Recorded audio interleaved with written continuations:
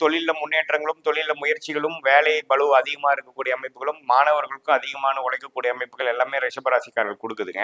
இல்லற விஷயத்துக்கு, காதல் விஷயத்துக்கு, பங்குதாரர்கள் விஷயத்துக்கு, நண்பர்கள் விஷயத்துக்கு எல்லாமே ஓரளவுக்கு சுமூகமான ஒரு நல்ல பலனை கொடுக்கக்கூடிய அமைப்பு இருக்குங்க. ஒரு ஆடை ஆபரணங்கள், ஒரு வாகனங்கள், ஒரு லக்ஸுரியா ஏதோ ஒன்று வாங்குறது, அது மாதிரி சில பாசிட்டிவான விஷயங்கள், சுப விஷயங்கள், சுப விரயங்கள் நடக்கக்கூடிய விஷயங்கள் இருக்கு. குடும்பத்துல சில பிரச்சனைகள் கொடுத்துட்டு இருந்தது 3ஆம் இடத்துல வந்து நீச்சமா போனாலும் மாறுறது ஒரு நல்ல விஷயம்தான்.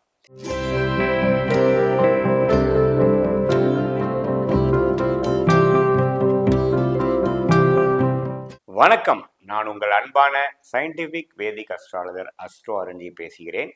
நல்லது நினைப்போம், நல்லதே நடக்கும். தொடர்ந்து நம்மளுடைய வீடியோஸ் பார்த்துட்டு இருப்பீங்க நம்புறேன். அறிவியல் சார்ந்த ஜோதிட கருத்துக்களை எந்தவித மூட நம்பிக்கைகளையும் புகுத்தாமல் உள்ளது உள்ளவாறு பார்த்துட்டு இருக்கோம். இப்போ பார்த்தீங்கன்னா அந்த அடிப்படையில் இந்த வீடியோவில் நம்ம என்ன பார்க்க போறோம்னா, ரிஷபராசிக்கு 2024 அக்டோபர் மாதம் எப்படி இருக்க போகிறது, ரிஷபராசி அன்பர்களுக்கு எத்தகைய ஒரு பலாபலன்கள் கொடுக்க போகிறதுங்கிறது நம்ம கொஞ்சம் டீட்டெயிலாக பார்க்க போகிறோம்.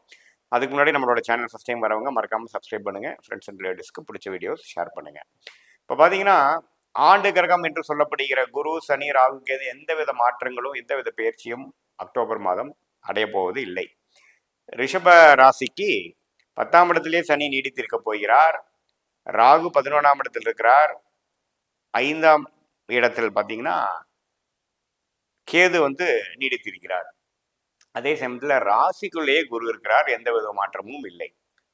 இது மாதிரி ஒரு அமைப்பு நீடித்திருக்கும் பொழுது ஆண்டு கிரகத்தை தவிர்த்து மாத கிரகம் எப்படி இருக்குதுன்னு பார்த்தீங்கன்னா அதுவும் ஓரளவுக்கு சாதகமான ஒரு நிலையில தான் இருக்கு. சனி 10ஆம் இடத்துல இருக்கிறது தொழிலில் முன்னேற்றங்களும் தொழிலில் முயற்சிகளும் வேலை பளு அதிகமாக இருக்கக்கூடிய அமைப்புகளும் மாணவர்களுக்கும் அதிகமான உழைக்கக்கூடிய அமைப்புகள் எல்லாமே ரிஷபராசிக்காரர்கள் கொடுக்குதுங்க. பட் இருந்தாலும் ரிஷபராசியோட அதிபதி என்று சொல்லப்படுகிற சுக்கிரன் 5ஆம் இடத்துல நீச்சமாக இருந்த குரு பார்வையில் இருந்திருந்தாலும் இப்போ வந்து மாதம் முழுக்க பார்த்தீங்கன்னா கிட்டத்தட்ட ஒரு அக்டோபர் 13 வரைக்கும் துலாமில் தான் இருக்கார். செப்டம்பர் மாதம் நீச்சமாக இருந்தவர் பார்த்தீங்கன்னா அக்டோபர் மாதம் துலாமில் ஆட்சி பலத்தோடு நீடித்திருக்கிறார். ஒரு நல்ல ஒரு பலம் தான். 6ஆம் இடமா இருந்தாலும் ஆட்சி பெறுவது தப்பில்லை. அக்டோபர் 13க்கு அப்புறம் பார்த்தீங்கன்னா விருச்சிகத்துக்கே மாறுறார், வந்து ராசியவே பார்க்குறார். அது ஒன்றுமே நல்ல ஒரு மேன்மையான ஒரு பொசிஷன் தான். 7ஆம் இடத்துக்கு சுக்கிரன் வர்றது பார்த்தீங்கன்னா இல்லற விஷயத்துக்கு, காதல் விஷயத்துக்கு, பங்குதாரர்கள் விஷயத்துக்கு, நண்பர்கள் விஷயத்துக்கு எல்லாமே ஓரளவுக்கு சுமூகமான ஒரு நல்ல பலனை கொடுக்கக்கூடிய அமைப்பு இருக்குங்க. ஏன்னா 6ஆம் இடத்துல ஆட்சி பலம் இருந்த சுக்கிரன் 7ஆம் இடத்துக்கு வந்து ராசியவே பார்க்கும் பொழுது, ராசிக்கு 7ஆம் இடத்துக்கு வரும் பொழுது இந்த மாதிரி சுப விஷயங்கள் எதிர்பார்த்துட்டு இருந்தவங்களுக்கு டக்குன்னு முடிகிறது. கொஞ்சம் ரிஷபத்துக்கே கனெக்ட் ஆகிறதுனால ஒரு ஆடை ஆபரணங்கள், ஒரு வாகனங்கள், ஒரு லக்ஸுரியா ஏதோ ஒன்று வாங்குறது, அது மாதிரி சில பாசிட்டிவான விஷயங்கள், சுப விஷயங்கள், சுப விரயங்கள் நடக்கக்கூடிய விஷயங்கள் இருக்கு. அதே சமயத்துல சூரியன் புதனும் பாத்தீங்கன்னா 5ஆம் இடத்துல இருக்கிறவரு 6ஆம் இடத்துக்கு மாறுறது வந்து அப்படி ஒன்றும் தப்பு இல்லை. ஏன்னா ஒரு நட்பு வீட்டுக்கு தான் மாறுறாரு. ஸோ 6ஆம் வீடு சுக்கிரன் வீட்டில் மாறுவது பார்த்தீங்கன்னா ஒரு மாதிரியான ஒரு நல்ல பொசிஷன் தான். அதே சமயத்தில் செவ்வாய் 7ஆம் வீட்டு அதிபதி செவ்வாய் 2ஆம் இடத்துல இருந்து சில குடும்பத்தில் சில பிரச்சனைகள் கொடுத்துட்டு இருந்தது 3ஆம் இடத்துல வந்து நீச்சமாக போனாலும் மாறுறது ஒரு நல்ல விஷயம்தான். ஸோ அப்படி வச்சு பார்க்கும் பொழுது ஒரு நல்ல ஒரு மாற்றத்தை கொடுக்கக்கூடிய ஒரு மாதமாக, குறிப்பாக அக்டோபர் 13ஆம் தேதிக்கு அப்புறம்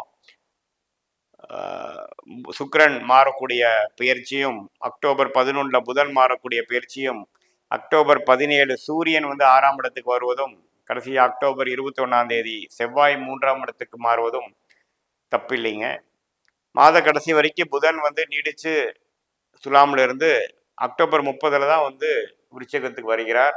அது ஒரு தவறில்லாத ஒரு விஷயம்தான். 2ஆம் வீட்டு அதிபதியை கேந்திரம் ஏறி ராசி அதிபதியோட சேர்றது ஒன்றுமே நல்லா இருக்கும்.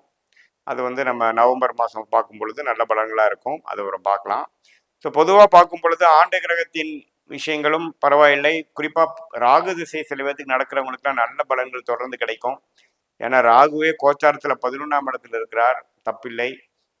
அதே சமயத்தில் இந்த சுக்கிர பயிற்சி, ராசி அதிபதி பயிற்சி நல்ல ஒரு பயிற்சியாகவும், சூரிய புதன் பயிற்சி வந்து அப்படி ஒன்றும் பாதகமான பயிற்சி இல்லாமலும் எல்லாமே இருக்கிறதுனால பார்த்தீங்கன்னா மாணவர்கள் வந்து அக்டோபர் 11ஆம் தேதிக்கு அப்புறம் சுக்கிரனோட வீட்டுக்கு வருவது ஒன்று நல்லாவே ஓரளவுக்கு ஒரு உற்சாகம் பெற்று மோட்டிவேஷனாக படிக்கக்கூடிய அமைப்பு, கான்சென்ட்ரேஷன் கொடுக்கக்கூடிய அமைப்பு, குறிப்பாக உங்களுக்கு புதன் திசை அது மாதிரி திசையெல்லாம் நடக்கும் பொழுது ஒன்றுமே அந்த பலன் நல்லாவே இருக்கும்.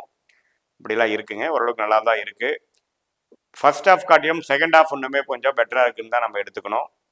அப்புறம் பார்த்தீங்கன்னா இது வந்து ஒரு பொதுவான பலன்களே தவிர உங்களுடைய ஜென்ம ஜாதகத்தில் நீங்கள் பிறந்த தேதி பிறந்த நேரம் ஊரில் வச்சு உங்களுடைய ஜாதகம் எப்படி வந்தது, அதில் இப்போ என்ன தசாபுக்திகள் போயிட்டு இருக்குங்கிற விஷயம் வச்சு தான் சொல்ல முடியும். தசாபுக்திகள் நல்லா அருமையான தசை போகிறப்ப நான் சொன்ன பலன்கள் கொஞ்சம் அதிகமாகவும், தசாபுக்திகள் கொஞ்சம் சிறப்பு இல்லாமல் இருக்கும் பொழுது நான் சொன்ன சாதகமற்ற பலன் கொஞ்சம் அதிகமாகவும் நடக்கக்கூடிய அமைப்புகள் இருக்குது. இந்த வீடியோ உங்களுக்கு பிடிச்சிருக்குன்னு நினைக்கிறேன். மீண்டும் மற்றொரு காணொலியில் சந்திப்போம். நன்றி, வணக்கம்.